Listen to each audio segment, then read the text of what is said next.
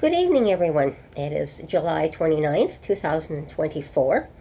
As you can see, due to the title tonight, I'm just going to try and give you another brief update on what's been going on.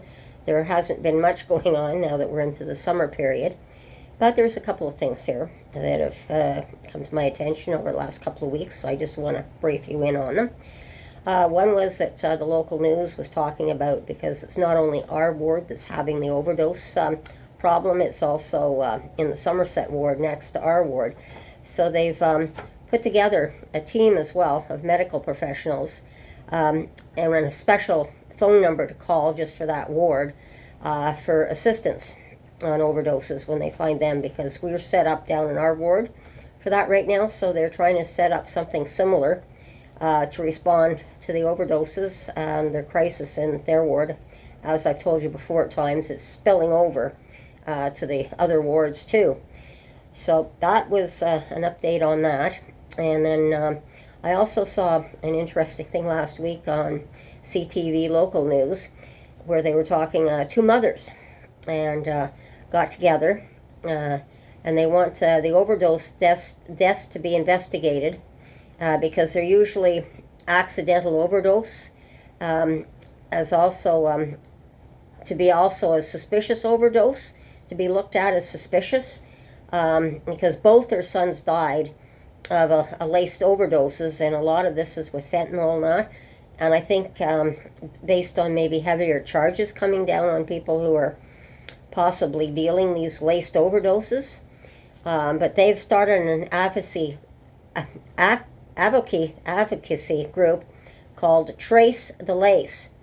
So they're for these are people who were like their sons died of overdoses, so it's kind of a bit of grief counseling, people who've lost their children or their grandchildren or family members to overdoses, a place that they can talk as well, and to see what they can do, put together as well from their end to try and help stop the overdose crisis. So I thought that would be very interesting for people to know about as well.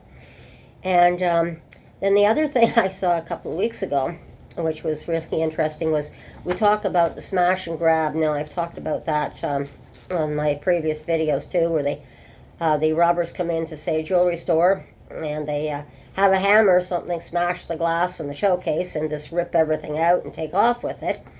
And so what they were showing was that a security company, I can't remember the name of it, but it's come up with this type of glass that's very interesting, that it's apparently they showed it, it's called rock glass, R-O-C-K glass.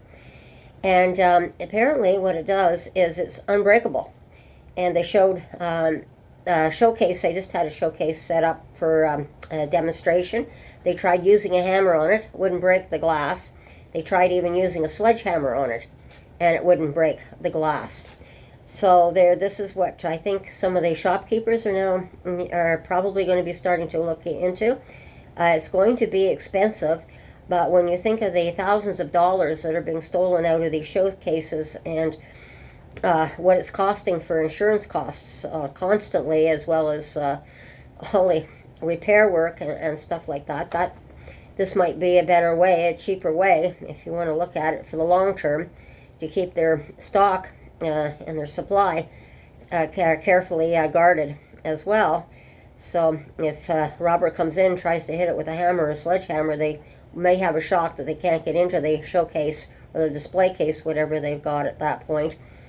And then I'm thinking too, well, the other thing I've heard is that the shopkeepers and the store owners here, because they come up with a brick, the homeless, just come up, get mad, throw a brick through the window, and the stores are leased by people, and the people who lease the stores will not be responsible for broken windows, so that comes on the shopkeeper to go pay for that. So my thought is, if they can do this with showcases with this rock glass, can they do it for windows, glass windows, so they're unbreakable as well? So just a thought on my thing. So I thought it'd be interesting for people to understand that we're trying to find different ways around these different things that are happening, and better ways of protecting ourselves, our property, and like I said, this has been a rough ride since the pandemic, but we're getting there slowly. And the other thing I want to talk about was I've been seeing over the last 3 weeks or so on the car thefts. They're doing quite well. They're catching a lot more cars and crates that are going to be shipped out of the country. They're catching more of these people, and they had a thing that said it was 17% across Canada is down on the car thefts. So it's just a slight dent, but there again, that's a beginning for that. And they're also getting more drug busts constantly, with a lot more cash caught, as well as guns and that, so that they won't be on the streets as well.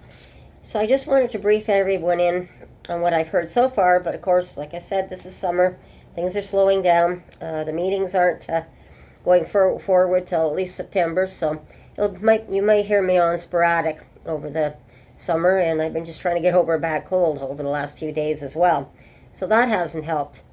And of course, they said with the climate change, I have trouble with the humidity with my asthma, and so I catch cold very, very quickly, and I have trouble breathing in that. So that's another thing.